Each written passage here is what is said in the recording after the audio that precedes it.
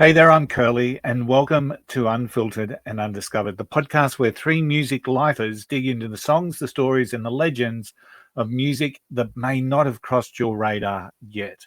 But if you're new here, let me set the scene. I'm the punter, the guy who swears that the best music, the best Australian independent music, was in 1986. I've got the record collection to prove it. Now, joining me each week, I've got Braggy. He's a lifelong muso, a dreamer that's still waiting for that one song of his to go viral. He knows his stuff and he loves digging into lyrics. And of course, we've got Rossi, the roadie, the manager, and the guy with the story about every band that's ever plugged into a pub PA system anywhere from Perth to Parramatta. Together, we get unfiltered with the best undiscovered artists across Australia and occasionally the world. And occasionally, we also talk a whole lot of rubbish around artists that we already love. Let's get into it. Hey y'all, I'm Alison Asarch from Nashville, Tennessee. Hey, I'm Sean Fraser from the Ritzy Kids Hunters. This is Johnny from Rail Motor. Hey, it's Shane from Blind Season. Hey, it's Rob Stanier, and you can check out my music on all the streaming platforms. Check out my latest music on all the streaming sites. Check out my debut album on all streaming platforms. Check out our new debut album. Check us out on Spotify and Apple Music. And you're listening to our friends, Braggy and Curly. My favorite bands from Australia. You're listening to our friends, Braggy, Rossi, and Curly on the Unfiltered and Undiscovered podcast. Hey there, everyone. It's Curly here, and welcome to episode 222 of the Unfiltered and Undiscovered podcast. We are three old blokes with one obsession, and that music that matters. Today, we're only two old blokes, but every week on the pod, it's guitars, grit, and the good stuff that you're not going to hear on mainstream radio. This is Unfiltered and Undiscovered, and wherever you're listening, please like and subscribe and share it with someone you know that needs some new music in their life.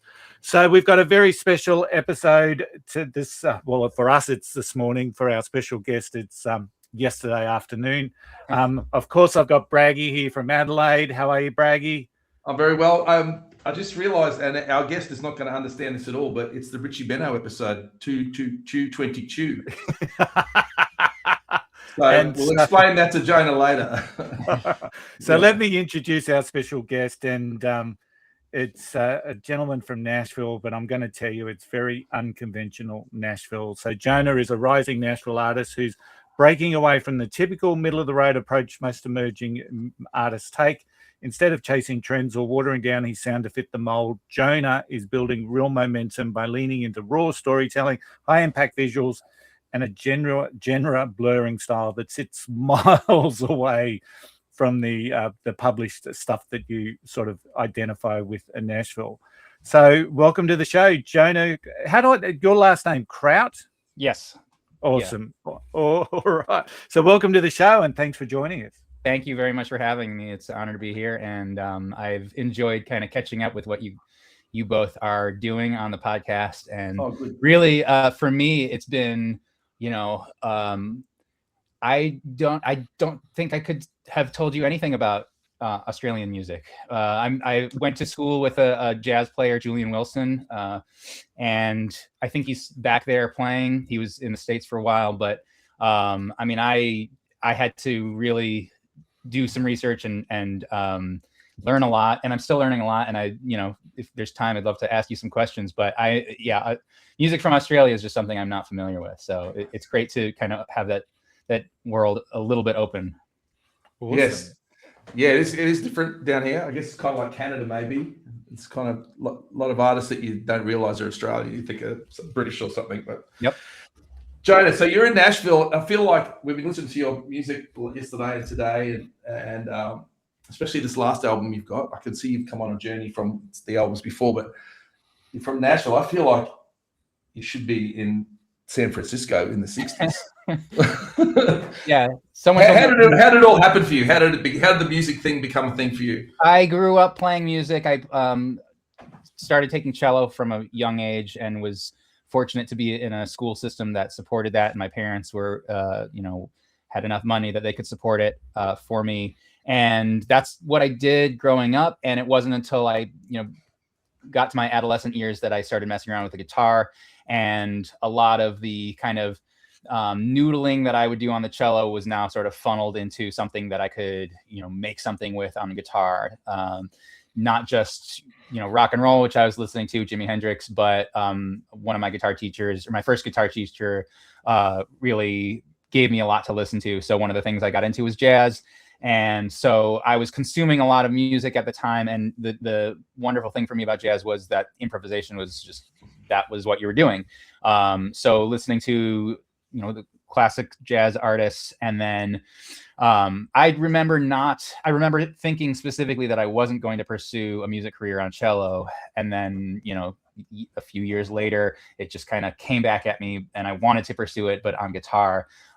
During that time, during my high school years, I was also kind of messing around a little bit with bass. So by the time I graduated high school, I was able to play all three instruments and kind of decided that I was going to pursue jazz guitar as a career. I think that's what I was thinking. I would just kind of go through school and, pop out and be a jazz guitarist, and so there was not a moment. I think, I did go to a summer school before my senior year in high school, and a lot of my friends that I was starting to play jazz with were at that school. They were all like a year younger than me. So I was kind of like older. I've always felt sort of like I was catching up. Like guitar wasn't my main instrument, so I really needed to like work at it. And I was just, just behind. That's just the feeling I've always had. But I remember specifically at the summer school, just thinking, oh, this is amazing. You just play music all day long and you're with your friends, and so that might have like solidified it, but I never had I don't think I ever had like a lightning bolt moment. It was just kind of this gradual crescendo. Yeah. So I wouldn't have picked you for like a jazz background. I thought, having listened to your previous albums, I thought like it's kind of like folky. I don't know if you're familiar with an English folk guitarist by the name of Nick Drake. Sure. Yes. Yeah. So I hear that a lot in your stuff. I don't know if I'm right there. And Bert Jansch is the guy before. Bert Jansch or Jansch is I listen to both of them. I think Bert Jansch is still somebody who I go back to a lot. He's got so much stuff, and he was able to. Nick Drake, I love. Nick Drake is kind of has his own language, and he kind of created a little bit of his own sound, with help. But Bert Jansch is somebody who I felt like kept drawing from different places, and very inspiring to see somebody like that. I almost saw him live. I say almost because I used to work downtown as a valet downtown Nashville, and there was a night where Neil Young was in town and Bert Jansch was opening for him, and it was just right down the street. And I was like, oh, Bert Jansch is just right down the street. I was working, didn't go, and then of course a couple of years later he died, so never got a chance to see him play. That's definitely somebody who I would love to have seen. I remember when I worked at a used music store in Boston, somebody plopped down a best of Bert Jansch. Is like, this is it, go home, study this, don't, and I took that to heart. And it's still, his early records are amazing, but he has a lot of, middle records that I listen to. And The Black Swan is an amazing record as well.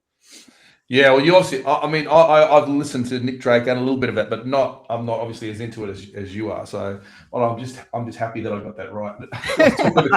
Talking to Curly beforehand, I said, I reckon he's a Nick Drake fan. Well, Nick Drake is somebody that, I don't know, I had a conversation with another friend today. He's somebody, him and Leonard Cohen get name dropped a lot by sort of younger singer-songwriters. So they've definitely like broken through. I don't know. I think Nick Drake is probably more popular to younger people than Bert Jansch. I don't think, and maybe not as many people know Bert Jansch, but Nick Drake has, he's firmed his place in the canon. Yeah. So now you've kind of moved like this latest album. It's real big soundscapes. I feel, and I'm like, you just record at home, or you just do all your own recording? Because I'm listening to the percussion and stuff in the background, and I hear like, I love it. I think it sounds like that's all you on the pots and pans and things. No.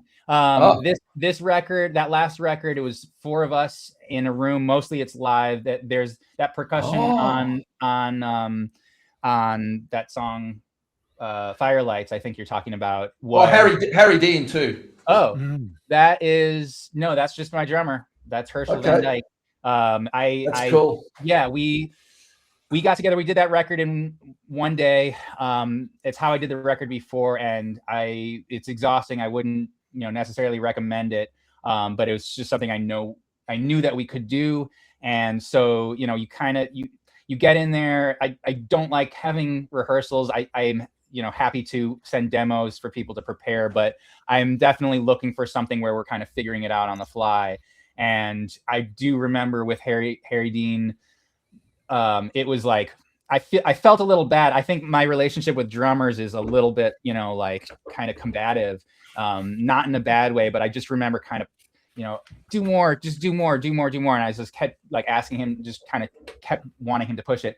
And then the thing is that when you're doing those things, you set it up, but then you're completely in your own place, your headspace, you're concentrating on what you're doing. So you're not really listening to the full band. So it was really cool after you're done to kind of like, oh, he was doing all that stuff. And I was just like pushing.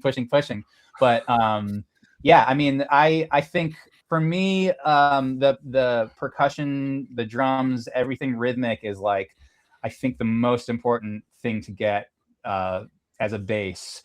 That to me is really responsible for the majority of the feel, and then you're filling it in with harmony and hooks and all that. Yeah, so one day, so that's kind of like I think we've talked about this album, Curly, Astral Weeks, where he kind of just all kind of add this is how it goes. This is the chords. Do what you feel. Yeah, I mean, Astral Weeks has there's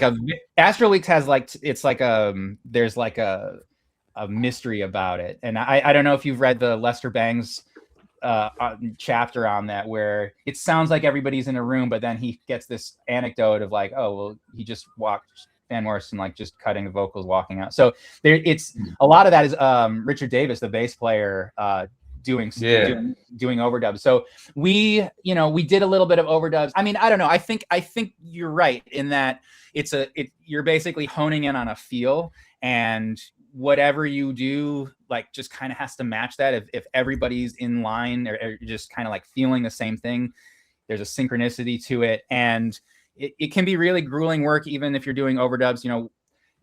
There's no prescribed way to do it. I like to leave as much out as possible, but sometimes, I hear this here, so we go back and we do an overdub or something like that. But it is all very much within the same spirit. And I mean, frankly, when you set it up to do everything in a day, there's like not that much enjoyment that you actually get out of it. It's so much of a grind, and whatever you do, there's something coming up after that you have to do. So, hopefully down the line, if I get a chance to do more of these things, I'll reduce the number of songs that I'm doing. Cause I think once we did like 2 songs, I was like, oh, we got to keep going, but, and I were they like one take, Jonah, or sometimes multiple takes? Yeah, for sure. Cause everybody has to be, we all have to feel good about it. There weren't a lot of false starts. I think everybody's good enough that you just keep going. But when you get to the take that is just kind of everything's aligned, you get done, you're like, that's it, we're done. You can move on. And that's the thing that I love, because then it becomes even more of this mystery. You forget what you did, and so you go back and discover all these moments. It's really all about, for me, what I've learned. And this is like this, I've done a number of projects. I did 2 records in Boston with a band that I played with, the Patrons, and then I worked with this pianist that he was a professor at New England Conservatory, and I worked on 2 of his records. And then moving here, I did 3 of my own records. And I just see all of that as being learning. I mean, I value the music a lot, but as far as putting something out that's sort of like the sound that I'm going after, I felt like those are all preliminary, and it's only really the past few years.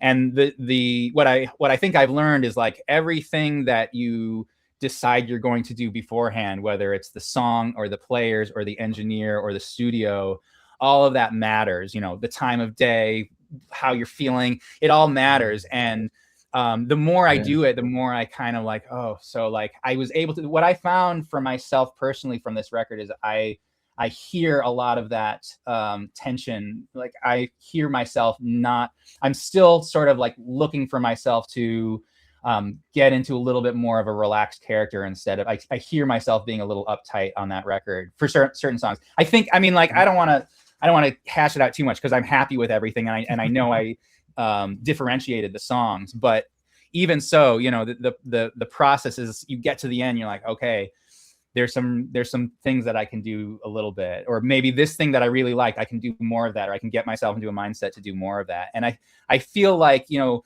I've done a little bit of acting in high school and a little bit when I moved to Nashville, but I feel like there's a crossover in terms of how actors prepare for roles and getting themselves in the right mindset, because you show up and you got to be there. And I feel like that's what I have to do. It's just a different experience, but mentally it requires you to really like get into a space that you're comfortable with. Yeah, that's really interesting. Jonah, when you're like, you are different. You've got songs that go for just on the 3 minutes, and then you've got a song that goes for 10 minutes 43.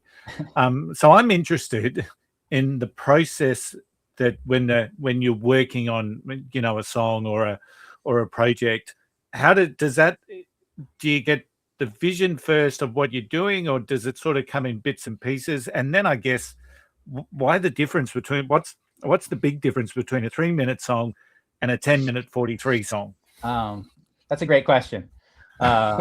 And so I guess to answer it, yes. But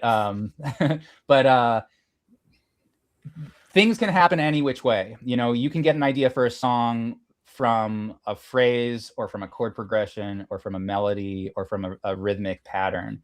I think I like it. And I'm not saying any one of those is wrong. I'm not saying anyone should do one or the other. In fact, I think the more different ways you can create a song from disparate, you know, sources, the better a songwriter you become. For me, what I'm looking for, what I've noticed I latch onto is that vision you're talking about, is a sort of sound. If I can start with the sound, then I can kind of guide myself from there. But I think there's a challenge, and it's like a fun challenge. Like what's the minimal amount that I can start with, and how can I turn this into something? And I think maybe that answers the second half of that question, which is that, you know, if I hear something being straightforward, if I hear a phrase that I want to, you know, here's a phrase that I'm going to like sell as the song. This is going to be the hook, or this is going to be what the song's called. This is the point that I'm going to get to. That to me says a lot about how long it is going to be. I mean, the length of time is really secondary to how I'm telling it. Those shorter songs, I feel like are more just like a simple structure, AABA, you know, and it's just kind of like goes through it. It's like just a paragraph or something like that. Yeah. And the longer songs are definitely, you know, more just based on like a, you know, just like a chainsaw sound, or some sort of like, you know, some sort of image that you're kind of holding on to. I will say that a big influence recent for me has been studying Indian classical music, which I've done. I'm not doing that so much now. I still I still study tabla, and I have a teacher on tabla, but I used to have a voice teacher, and she was giving me voice lessons in addition to kind of like really just stringing me through the basics of Hindustani classical. There's two types of Indian classical. There's a north and there's a south. And the one that I had been exposed to in college and after college is the one. So Ravi Shankar, who most people have heard of, is Hindustani classical. That's from the north. And there's a specific way they approach it. But one thing that is, and it's not, there's nothing new here. I mean, this goes back to the Beatles, or, you know, or it's been around for a while. You know, in fact, Bob Dylan got, you know, he got the Nobel Prize for literature, and he's a songwriter. Yeah. There was this controversy. There was a little hubbub about that. But Tagore is from Bangladesh, or from Calcutta. He's a turn of the century poet, musician. He won the Nobel Prize back in like 1907 or something like that. So it's been around for a while. And of course, Hindustani classical music has been around for a long time, but the length, the structure of it is so different than Western music. Yeah. Where we're so used to form. We've got this chord progression. Now it's going to change and we're going into something else. Well, when Hindustani classical, you're there. And the the music that it's most akin to, I think, is maybe some avant-garde, downtown New York. Maybe the nexus or the entry point would be Velvet Underground as a way to kind of like, the drones are there. Yeah. So is that I heard that on The Furthest From Your Mind. That's like a tambura or something. No, that's a harmonium. That's a harmonium. Harmonium is playing it, but tambura is one of the background instruments. That's drone things. Yeah. Okay. Yeah, that's a good point. Yeah. So I guess when you write your songs, are you trying to write about something, or are you trying to? It was interesting when we just talked about the length of the song. That kind of just depends on. It's like asking your painter how much painting you're going to use. Right. Yeah. So are you trying to write about things, or you're just trying to make a picture or a feel? One of my questions I've got written down here is, what's the best way to listen to your music? Slowly, I would say slowly. Like, and what I mean by that is, it's not going to do anything for you if you expect it to. And if you are patient with it and return to it, hopefully it'll give a little bit of reward in that. And that's to be expected. If I'm approaching it a little bit different way, then that's to be expected. And frankly, I think I had to be old enough to accept that. I don't think that's something I would have started out thinking. I'm going to do things that don't really sit right away. Or maybe if I was more mature. I feel like I've always been at least somewhat mature, but now, I'm 45. So it's like, that it makes total sense why I needed all this time just to kind of settle down with whatever my music is. It's just going to like live on its own for a little bit. But I think actually that works in its favor, especially because I'm doing all this talking about it, and I'm like, well, that's great because I'm kind of writing about these things as well. It's like coming out in this natural way. So, I feel like the experience that I'm having in creating it is hopefully close to the experience that people are getting when they're listening to it. And I think that's what I want that connection of experience. But what you said, Braggy, is it's the feeling of something. And that's when I've studied music, I hear that from different teachers. I just kind of like, you see it in different places. It always comes back to just what something feels like, just the initial capturing of something. What is that feeling? And I think that's what I'm going for. Just that. Yeah, I mean, you see that in just, most of my life I just played in rock and roll and cover bands, but when you talked before about like all those factors, like the how everybody in that room is feeling, for one, and how you're feeling, and so many factors go in to make it a good night or a good performance. It's such a human thing. But your music sounds like you're on a journey as well. It sounds like you're searching. I guess we're all on a journey. We're all searching for something. But I really sense that in your stuff. And you're right with that. You got to listen a few more times. I haven't had a lot of time to listen to your stuff a lot, but the one I keep going back to is Firelights for me. Oh, nice. I don't know how that sits with your. I get a beach vibe, and then I get a kind of a surf vibe for some reason. Maybe it's because I'm Australian. It's the guitar. It's that baritone guitar that's kind of serving as the bass. There's a baritone guitar and there's an organ, bass organ, but that's so low. But I think both of those are kind of there pumping. And the funny thing is that it really doesn't. They drag against each other. They don't fit in. So there's this uncomfortable feeling the whole time, I think. But yeah, Firelights just that's. I mean, when I can get the feeling and I can put it into a little phrase like that, and I can draw something from that and stretch it out and get a good form and get something that like my musicians can understand right away. It's like, that doesn't happen a lot. And that's really the most rewarding thing is envisioning it, having it come into fruition, and then, it being there and just kind of like, you can for me, a lot of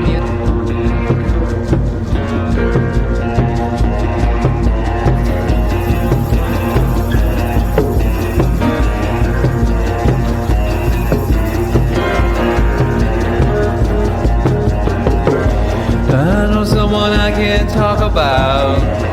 Little play, but it's without.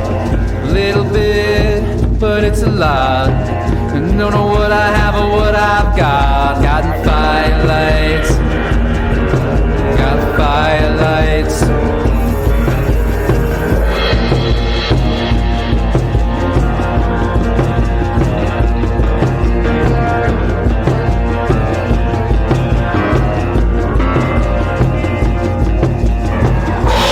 Someone I can talk about. It's not that way, but it's without. A little bit, but it's a lot. I don't know what I have, but what I got. Got the firelights. Firelights.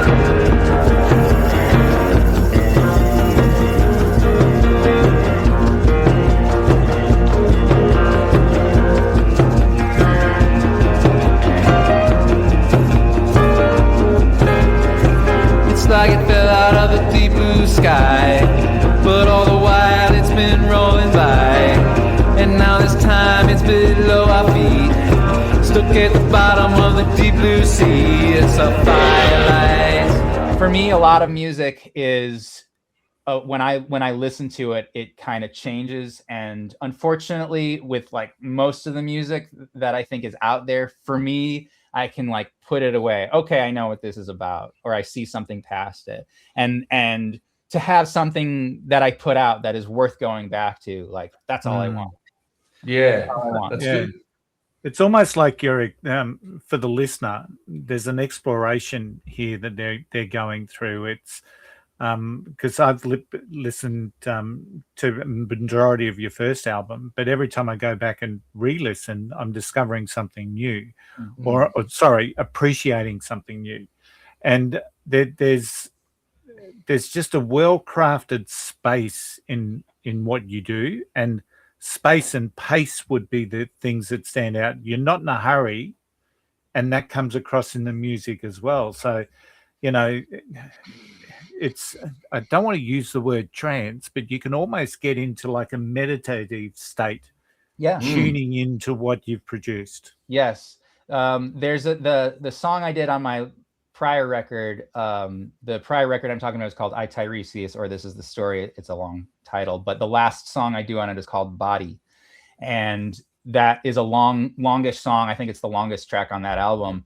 And my idea was to start slow, and this is also inspired by Indian classical. A lot of these things come from that. I mean, I can maybe unconsciously, but I can say, yeah, that I got that from that. But in Indian classical, the length of time, you have a song or a performance that goes 30, 40, 50 minutes, and it is all structured the same way, which is that you start out of time.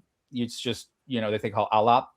And you just you do nothing, and then you go into a slow beat, you go into a medium beat, you go into a fast beat. So the structure of that is paced so intuitively to be exciting, and that's what I wanted to do that on Body.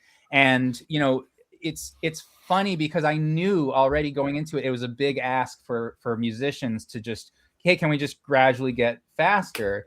And it seems simple enough, but when you have musicians, particularly Nashville musicians, and this is not anything against the musicians I was playing with. I wouldn't say that my musicians are Nashville musicians, but I know where they're coming from, and I know what they're doing most of the time. And that makes people nervous when they have to do something that is not prescribed, and it's I have to like keep aligned with other people. What if I do something that slips out? I'm gonna sound like I'm out, or somebody else is going to sound like they're out. So there's a nervousness behind it. But everybody that I've worked with, is always I've been fortunate that they were just like willing to do it. So what I found in the takes that we did was that this is, and now I'm talking about Body. We're able to do this where we go a little bit and a little bit and a little bit and a little bit. And to me, I was like, this is, if I don't do anything else, this is like, I felt like I was uncovering something new. And I took that with me to the session that I, for this last record. And even though we didn't do anything like that, it is knowing how things can be stretched gives you, I think, a feeling of empowerment to use all the space that you have. And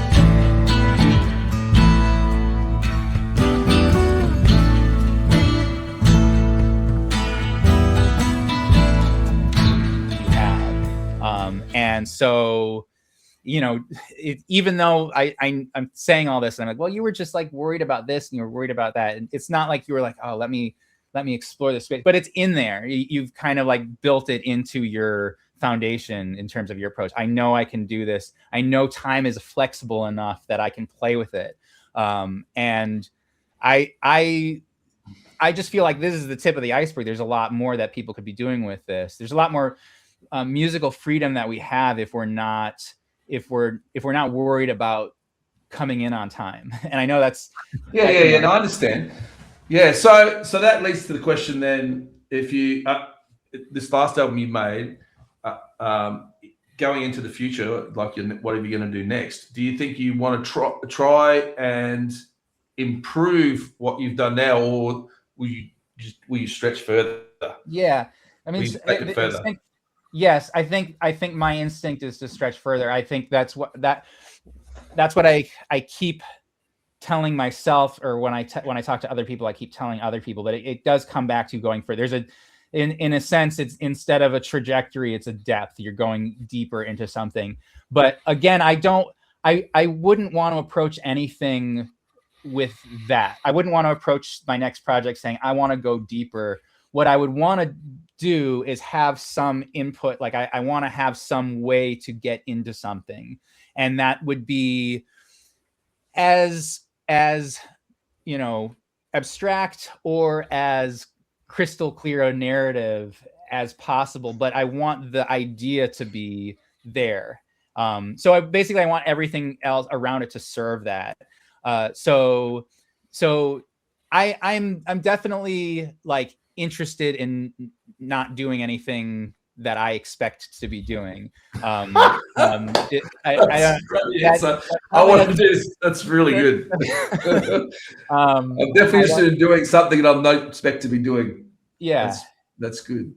Yeah, it's like, I think we can all relate. If we're playing a song, if we're all playing together, you get to the end of the phrase, and are you gonna like go into this harder and lay on top of it a little bit ahead of the beat, or are you gonna like kind of pull back? And at what point do you decide you're gonna do that? And of course, maybe it is related to what everybody else is doing, how the drummer's pushing it or pulling it, and it's interactions. It's humans interacting with one another, and but not knowing where you're going, I think is the beauty of it. Yeah, it's exploration. It's trying to go where people haven't gone before. Although people have gone there, but not in the moment like that. No one's been in that moment doing that thing in that way, and they whatever. No, that's what I mean. Yeah. So, that last album, the one before, he's a Greek. He's from mythology, that guy, isn't he? I mean, Yeah, I only learned this from my daughters into mythology. So well, I'm not taking credit for that knowledge. No. I mean, this is any time we can talk about ancient figures, it's great. Because it's a Greek myth, but the story appears in a lot of different poetry. You know, you'll find it in different places. It's in, I believe it's in the Divine Comedy, and it's in a lot of places. So go explore Tiresias. But yeah, I wrote that thinking about. I mean, we evolved as a society, and the idea of trans people is something relatively new. And I felt like I wanted to address that, and I felt like this is a character that was both a man and a woman. Yeah. That's what I know about it. And he was blind, yeah? Yeah. And he come back sometimes as a female, sometimes as a male. Well, yes, the story is started out as a male, turned into a female, turned back into a male, lost the sight, but had the gift of second sight, and had to report back to the gods about which one gets more pleasure during sex.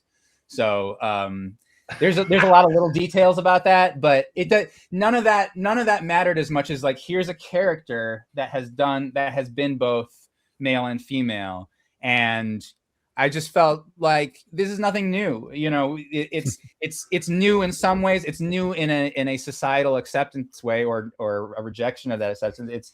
It's new in a confrontational way, perhaps, but it's not new in its essence. You know, that this is something that's been around. Yeah, the ancients had the best gods. They were also fallible, and they weren't perfect. It's great.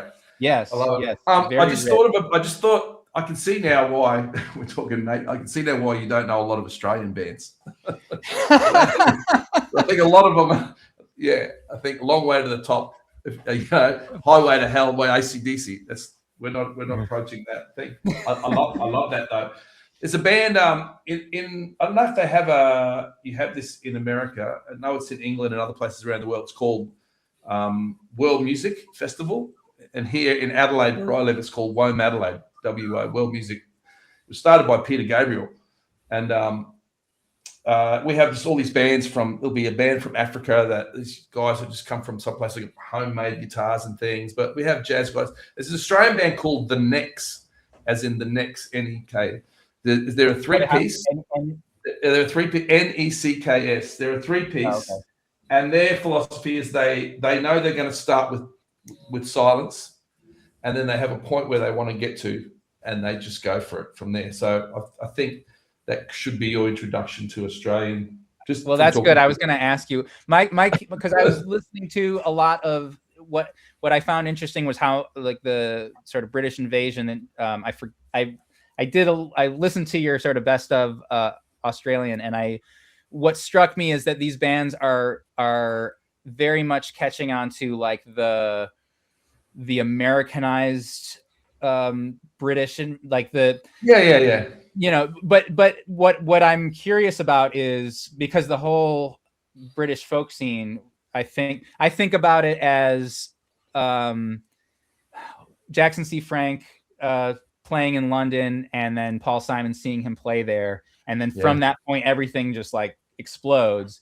But my question is, what happened? How, and in what way and how did it get to Australia? That folk, incorporating folk music, British folk music. And I know a lot of the convicts were Irish, and so they brought all their Irish folk songs down there because the English hated the Irish. They punished the poor Irish, and so they and a lot of our bush rangers were Irish guys, and they would sing all those old bush. We call them bush ballads here, or bush music. Wouldn't you say, Curly? That's where that sort of folky thing from Australia starts. But then obviously we had our wonderful Indigenous culture with instruments, drone instruments like the didgeridoo and things. Right. So that's a whole world to explore. Yeah, I feel like, I was thinking about this. I'm like, if I'm a musician from Australia, I feel like I could go anywhere. There's, growing up I grew up in Chicago, and I remember a teacher at my school when I told him that, he's like, "Oh, yeah, right, because you play like that, you know."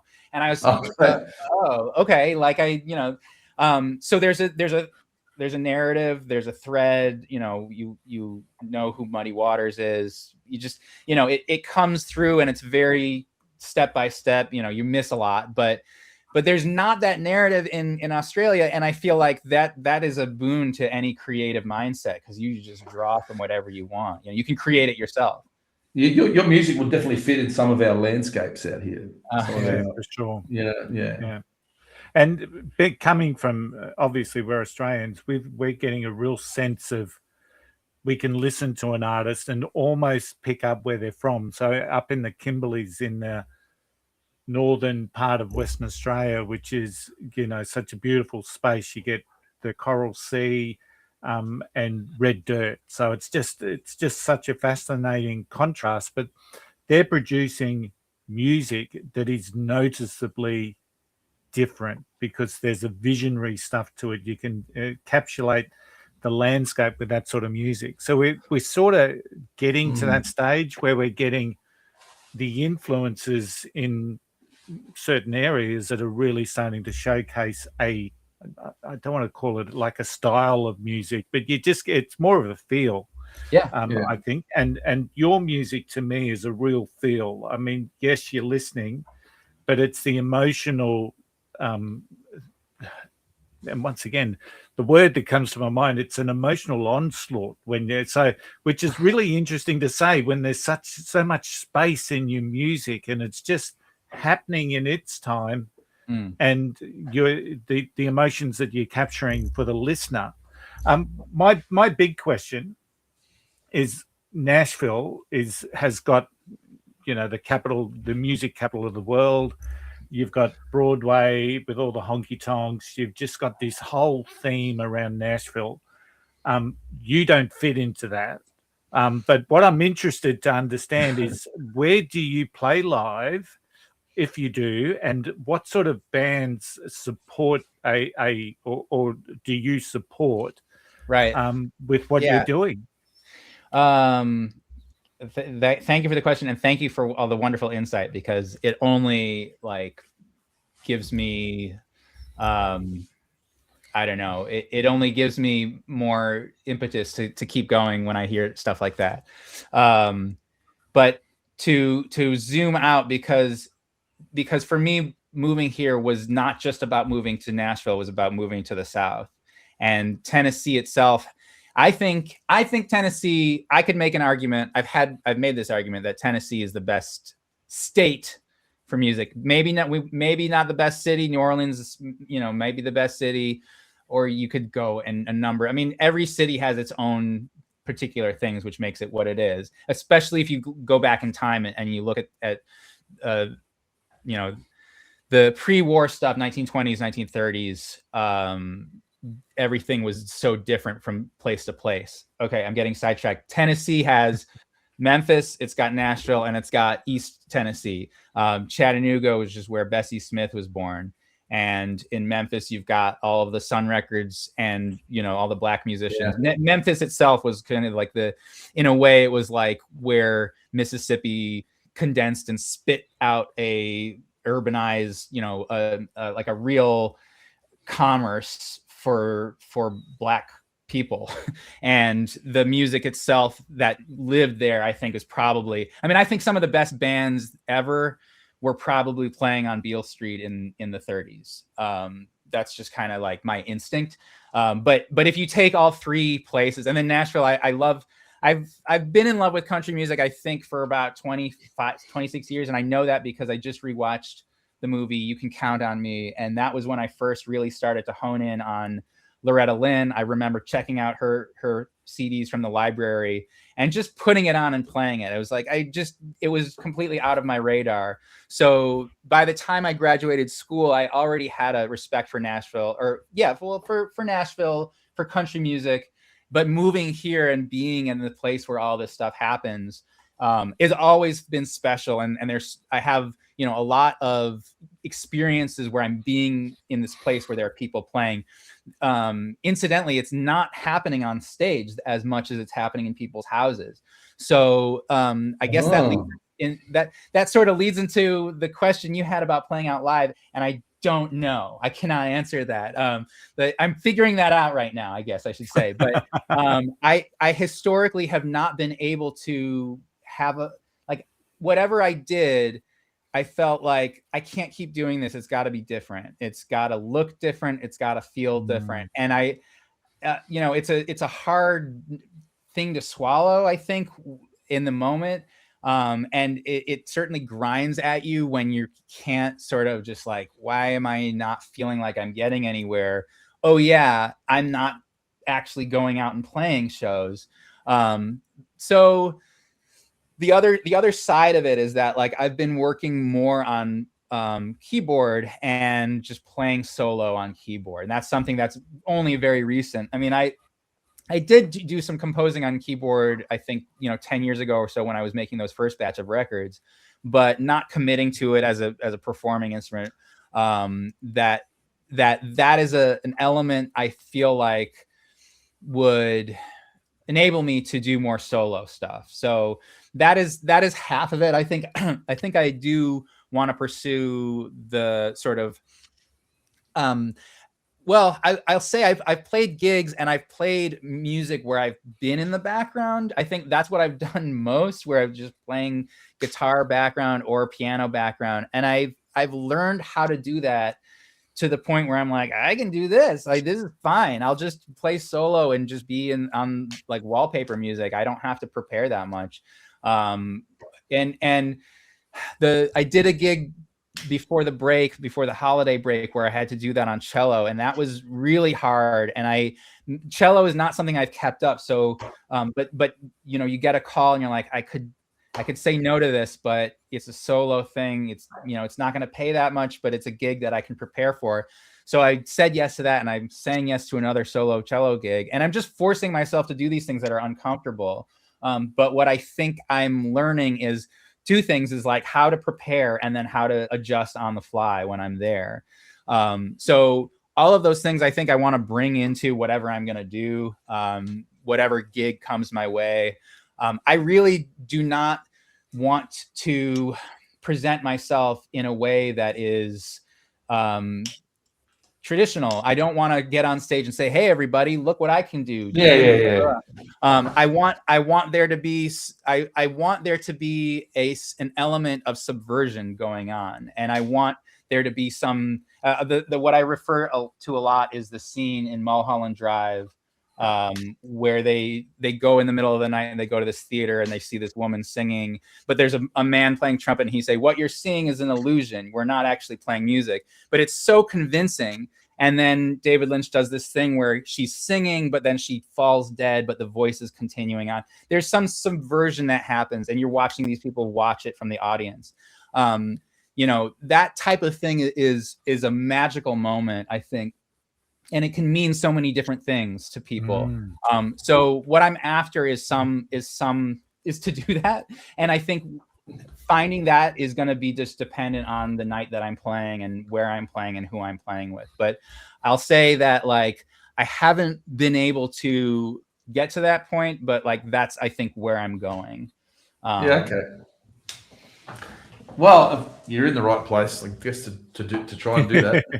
Absolutely. I hope so. It's been great. I mean, I have to say, like, you can't say one thing or you know, it's not like I'm going to say Nashville is the best place. There's a lot of BS here. And what I remember hearing an interview with Graham Parsons. He was saying some of the best musicians in the world are starving in Nashville. And it's still true. There's just people here that are very talented and cannot, and even if they're getting paid a little bit, you know, there's something that's stifling them. I mean, that speaks to a lot of other things, and I don't want to, you know. I guess you call it the best place because you've got more chance of finding musicians that are like-minded with you. I guess. I have, but at the same time, it's hard to ask people to do these things where, you're not putting yourself in a position that you're looking good. You're not going to get paid any money. You're not going to get paid any money. I don't want to rehearse. You know, you might like look I love like that. you know. So I know it's a little bit different, but at the same time, when you can stay in some place and just be here, I mean that's the thing is having a job. I'm a piano tuner. I'm interacting with musicians. I'm still able to like, you know, be around music. Then you find the people that are willing to do those things and want to do those things. And there's many people that I met that are wanting to do those things. Well, Jonah, it's just good to talk to someone who's not in any of the boxes and you know still out there pushing it. You know, openly. Hopefully, with this little show, we can get you some more monthly listeners. Yeah, I mean, this is all wonderful. I mean, all this stuff is just such a bonus. So I really appreciate it. No worries. I've just got two, I suppose, observations, or you know, I don't play music, Jonah. I'm a punter, so I love music. But when I listen to some of your songs, the vision of you playing in a busy hotel lobby, just in a corner, just providing that space, that relaxing moment for people, comes to my head. So I don't know whether you take that as an insult or whether it's something positive, but it's almost like that contrast between the busyness of, say, the reception desk or the concierge, and then there's Jonah just giving you space and time. But the other thing, I'm sorry, go ahead. And just the other thing would be, I can also hear your music in a movie soundtrack somewhere. Oh yes, you know, and because I think that's a potential market where, you know, your music would fit so many things that the movie industry does. Thank you. Yes, but Rand, the person I work with in Boston, Rand Blake, is very much into cinema, and he would do these things called storyboarding, where he would like imagine a story that was happening. So that cinematic stuff, a lot of that is you know, not comes from him, but I was working. He's responsible for introducing it to me at a very young age. But the artist that I would point you to when you mentioned background music is a Japanese artist named Hiroshi Yoshimura. And he's not around anymore, but he did a few records. One of them is called Music for 9 Postcards. His one's called Green, and those two are excellent. But he was influenced a lot by Brian Eno, the ambient series, and he designed his music to be played in spaces, in the space. He would be commissioned to provide music for a space. Oh wow! And so that also, and I love his music. Because it is both inside and outside. You can listen to it actively and you can listen to it passively. And I just felt like there's music that you can do that, but he got something there that I think is what I want. There's something specific. He got to a point where I'm like, that's it. Like that is this place. Yeah, but I don't think you want people walking past it to be background. It needs to be. It depends. It just depends. You know. Maybe. It depends. I think about that video, Josh, I forget his last name. He's a violinist, and he did this viral video just playing in the subway, and people were just walking by. Yeah. Okay. And I don't think that's something we need to, as a society, be like, oh, this is horrible. That's how it is. People are busy. Like, you know, I think we need to. I actually have a problem with a lot of the artists that are active right now, because they take themselves I feel like there's a level they see themselves on that is removed from the people, perhaps. And I think that there's a lot more connection. There's a lot more middle ground. So I guess, you know, in talking about this, one thing I think I want to do, either consciously or not, is to like take the high parts down and bring the low parts up a little bit, and find some place in the middle that more people can share music together, you know? Yeah.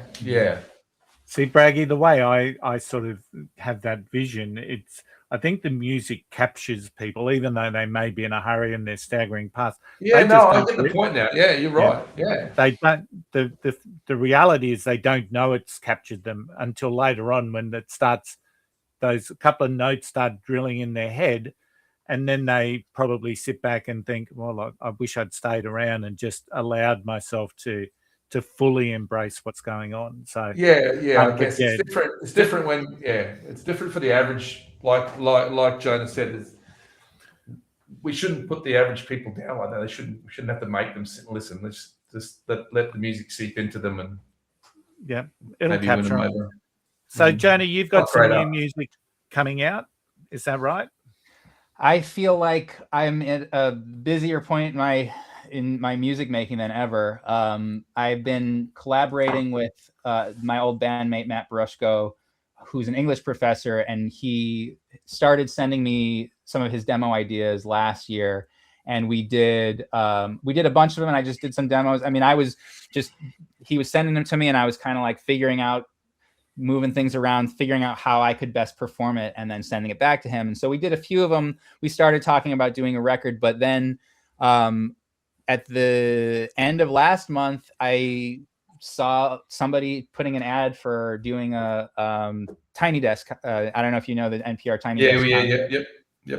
So I had not thought about that. I actually entered the contest a long time ago, like back in 2016 or something, and just was not into contests. I didn't have a thing. It was not top of mind, but I saw that, and I've been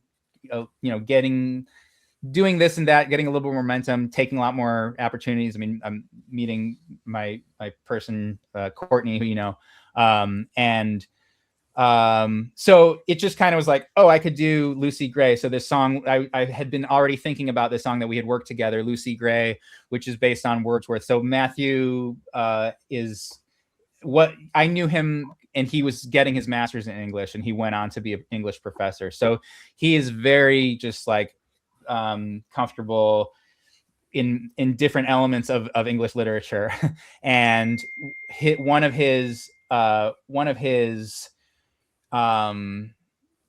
don't know, one of his ideas was to connect all these Lucy Gray poems that Wordsworth did. So he, I don't know, consciously or not, he kind of created this chorus and then put these different Wordsworth poems together for the verses. And I just kind of like heard it and just kind of instinctively move stuff around.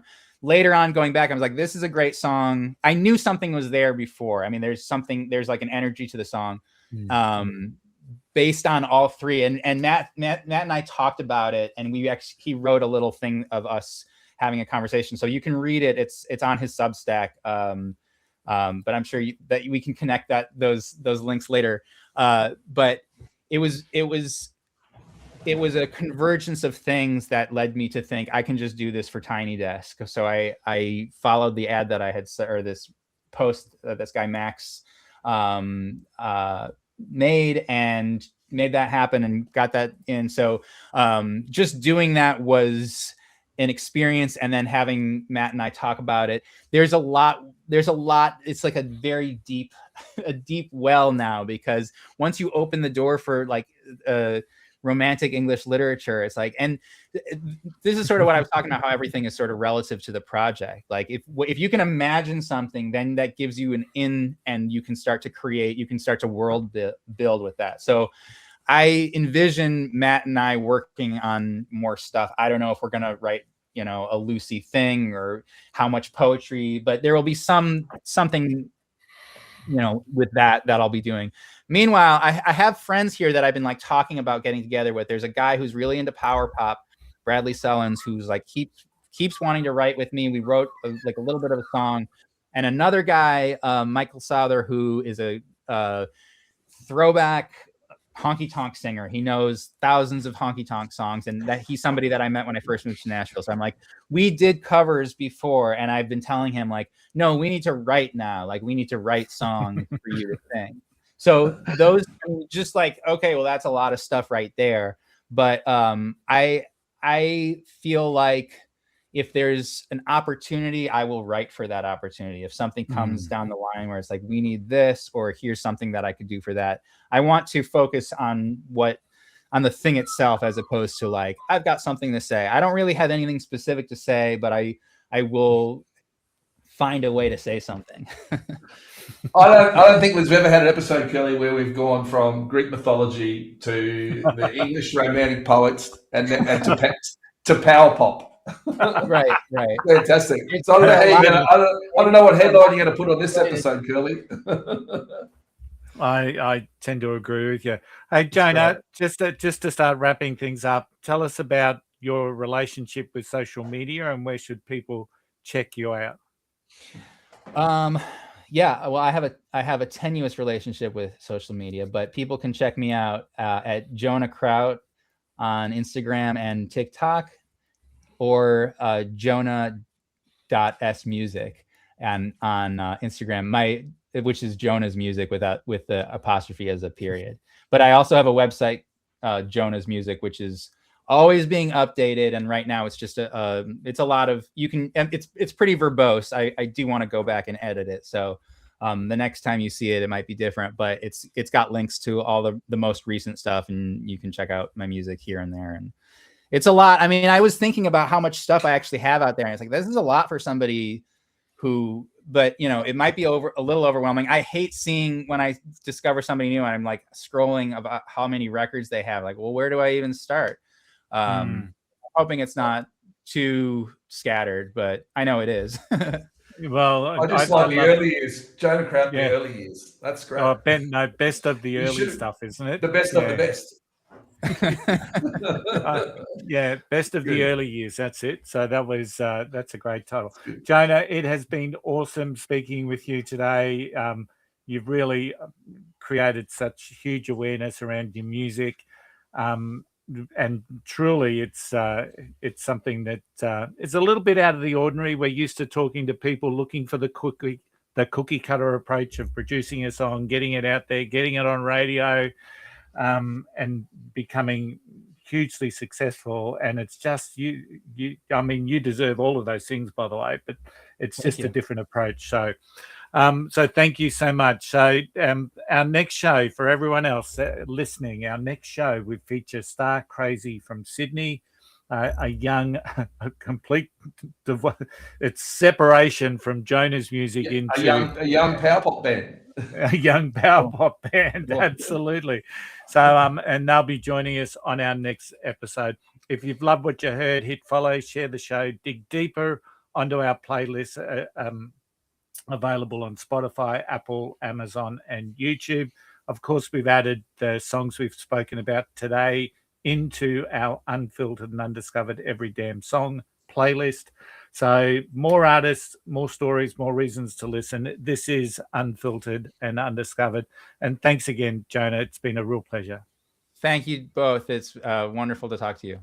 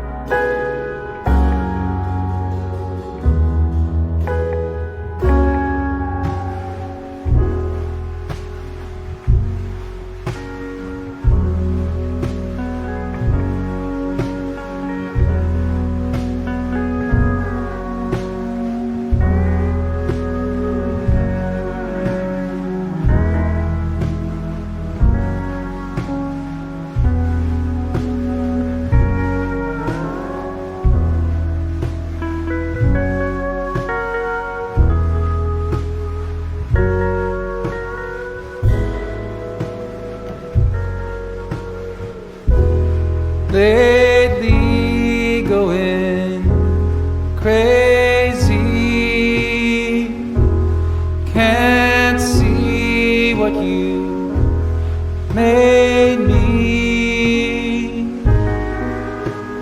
Something about the way I am, it's never gone according to plan. Oh, oh, oh.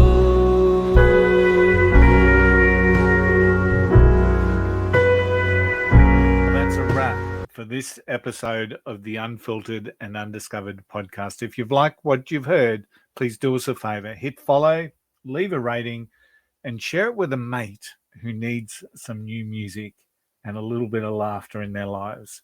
We're all about discovering the songs that actually mean something. So if you're into raw talent, great stories, and music that hits you right in the guts, you're in the right place, and we'd love to see you back again next week.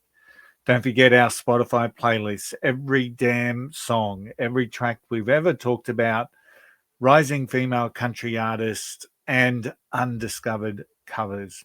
And just now, they're not just available on Spotify. You'll also find them on YouTube Music and Apple Music as well. Now, we will be back next week with more music, more stories, and probably some more arguments. But that's what keeps us unfiltered. We'll see you next week.